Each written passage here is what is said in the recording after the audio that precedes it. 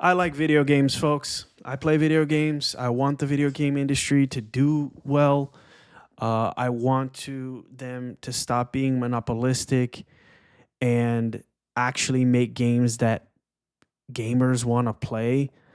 But and look, let me say this. I love capitalism. I'm a capitalist when it works. I love it. But in this case, when it comes to gaming, capitalism is destroying gaming, right? Companies have become more greedy. They don't care about what gamers want. All they care about are their shareholders, their board members, to make money and more and more and more money. They don't care about making good games.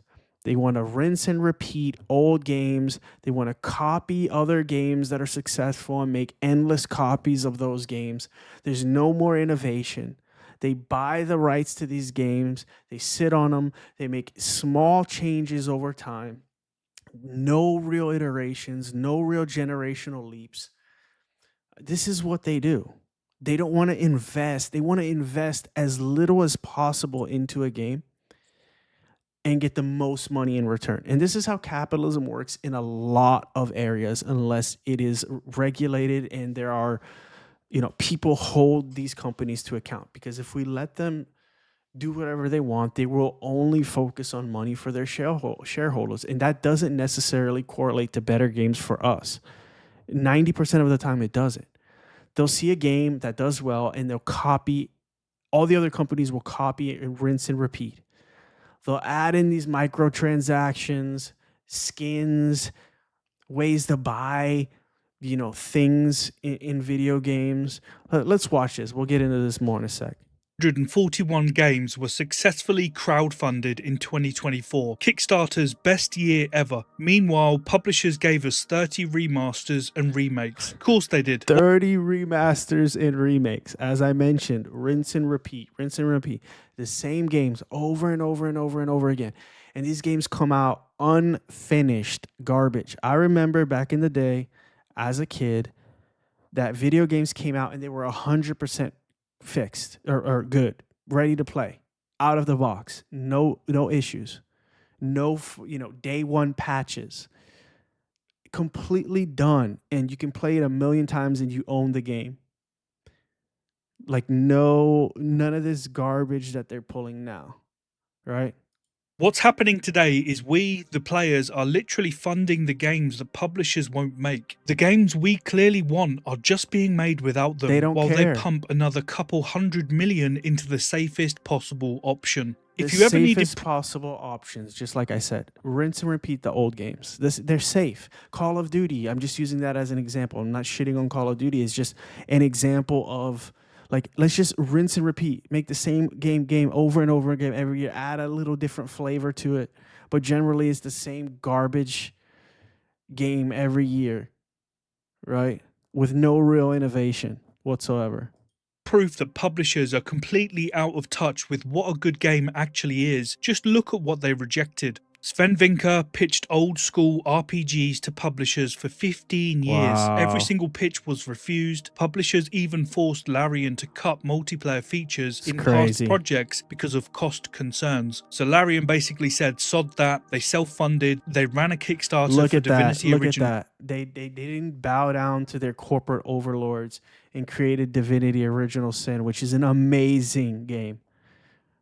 This is what we need. We need studios, smaller studios that care about what gamers want, to make games that gamers want and need, to bring it back to the old days where games came out finished and good, unique games. Sin, and they raised just under $1 million from 19,000 backers. They finally built the game their way, and it became the #1 bestseller on Steam at launch, with 160,000 copies sold in its first week. But sure, there's no market for old school RPGs. Obsidian nearly shut down in 2012 because no publisher would fund an isometric RPG in the Baldur's Gate style. Because look at this. This is not a rinse and repeat game. This is a game that they would have to take a chance on. Right? These games at the time weren't common, coming out every day, so they didn't have data on them per se. But they had to. This is what gamers want. All they need to do is do a little research on their base.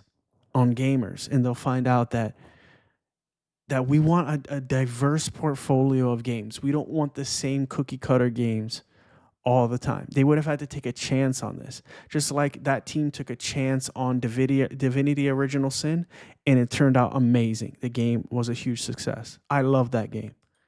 It was commercially obsolete, they said. So Obsidian turned to Kickstarter with Project Eternity and raised $4 million from 73,000 backers. They hit their funding goal in just 27 hours. The game that was commercially obsolete literally saved the studio from closure and sold. An obsolete game becomes a huge success when you take a risk and you actually know your base, when you know the gamer base.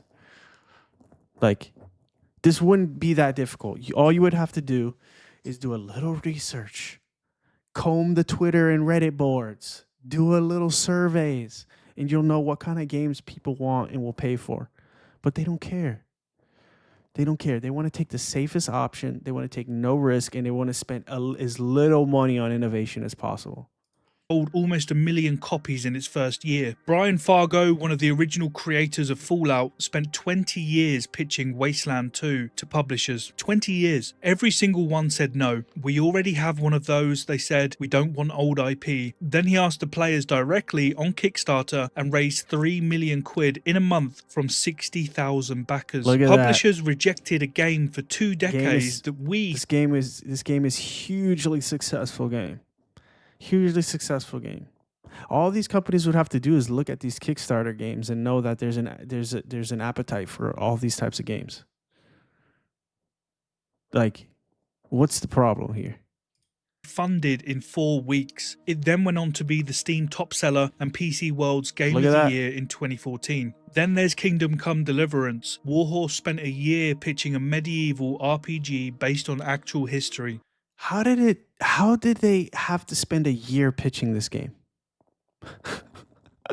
How did they have to spend a year pitching this game? Do they not? These companies, I'm convinced, know nothing about video games, and they're video game companies. They've become too big and too bloated. All they care about is money, that they don't know what a good video game is anymore. Publishers kept telling them, people want dragons, not history. The game is too niche. We need magic. Some apparently even suggested making it a free-to-play MMO instead, because nothing says medieval realism like microtransactions for virtual armor. Warhorse went to Kickstarter. They raised over $1 million from 35,000 backers. Look at that. Kickstarter is like the new is what everyone's going to create video games now, because the AAA studios, the studios are just so out of touch. They're so out of touch with their base. And the game sold 3 million copies. All of these games went on to be massive successes, both critically and commercially, and it turns out that when you let developers make what they actually want to make, without corporate committees second-guessing every decision, good things happen. Mental concept. When you let people who love video games make those video games, and you're not coming in and saying, no, well, the board or the shareholders want to play it safe, and you come in and destroy everything with your corporate capitalist mindset, gamers will not actually make the games that gamers love if you interfere with corporate nonsense. But here's where it gets properly interesting. So a 2025 GDC survey of 3,000 game developers found that 56% of them now self-fund their own projects. That's double the rate of publisher deals. Publishers spent... That's insane that these people are having this self-fund because these studios are so out of touch. Decades positioning themselves as essential gatekeepers, the wise old guardians who knew what would sell and what wouldn't. And it turns out when you remove the gate entirely, actual good games get through. Who would have thought? And meanwhile, Kickstarter alone saw $2.6 billion pledged to games projects. Look at that. These studios missed out on $2.63 billion. They lost out on almost $3 billion because they can't get their head out of their ass. They don't know what their base wants when it's so obvious and easy to find out. this is what happens with corporations. All right. I'm not anti-capitalist. I love capitalism. I love buying things and getting new products and new games, but it gets to a point where they start stepping on their own foot to make money. They get so greedy because no one's checking them. As gamers, we need to start checking them. And I think part of that is these Kickstarters. And eventually they're going to be like, we're missing out on all this money. Maybe we need to start taking more chances.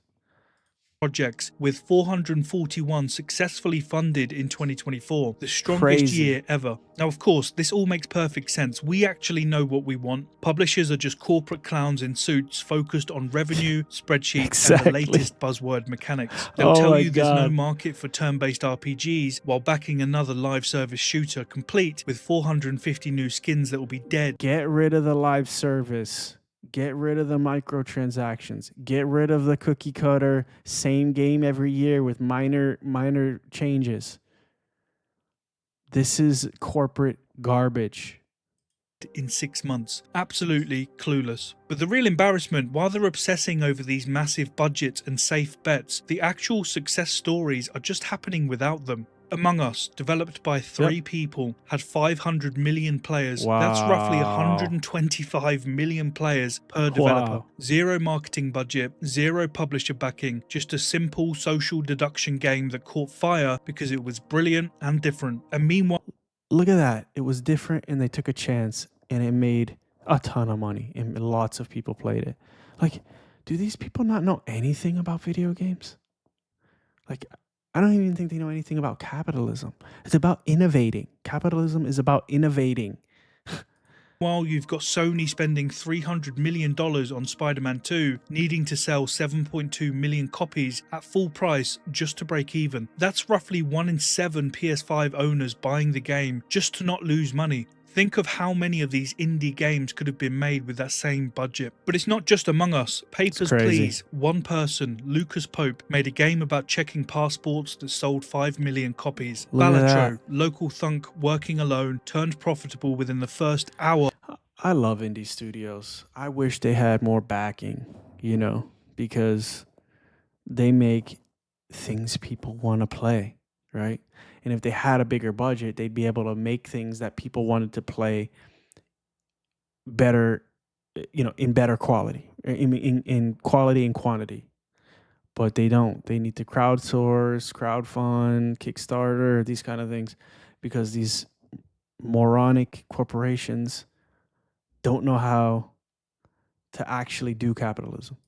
Of the game releasing, and it's now sold 5 million copies. Hades, Supergiant Games with 20 people, 7.7 million copies and over $130 million in revenue. Cuphead, 2 brothers who remortgaged their houses, built a team and sold 5 million copies of a hand-drawn masterpiece. Or Schedule 1, more recently, solo developer, a game about selling naughty substances, sold 8 million copies as of today. So what they clearly still don't understand is that budget is irrelevant. The success comes from innovation. Exactly. Innovation. This is the heart of capitalism. This is how you succeed. But when you have monopolistic companies, when you have companies that only care about making billions more than the last year and their greed is overshadowing their innovation, this is where we're at now in gaming. This is why people hate gaming right now and are looking to the indie community to make a difference, because they cannot depend on these big studios to make good games anymore, because they don't give a shit.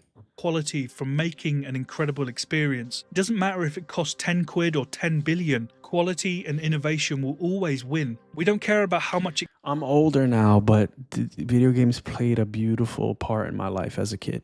And now it's a way of escape, right? It's a way of, like experiencing another world and escaping your own for a little while every day. It was good for me as a kid. And it's been shown scientifically to be good for kids. So this has a special place in my heart. And so I want this to change. it costs to develop. We just care if your game is good. So what are the big publishers doing instead? Well, they gave us over 30 remasters and remakes in 2024 alone. Days Gone Remastered came out this year too. The original came out in 2019, 6 years ago. I hadn't even got round to playing it yet, and now there's a remaster. They're remastering games that aren't even old enough to drink. And it's not just remasters, it's sequels. Assassin's Creed now has 31 games. Oh Call of Duty has released... Assassin's Creed has 31 sequels. Absolutely pathetic. 23 titles since 2003. FIFA's been releasing annually since 1993. It's not a coincidence we get a new FIFA, a new COD, and a new Assassin's Creed. You get these games new every year with minor changes. It's basically the same game with a few minor tweaks. They do this to like spend no money on the game and rake in more. That's what they do. This is capitalism at its worst, folks. Anyway, I've given my 2 cents. I hope the industry changes because gamers are fed up and this is just stupid corporate nonsense. They need to get their shit together. Subscribe, like. Hope you guys like this video. Hope you guys like my channel. Have a great day, everyone.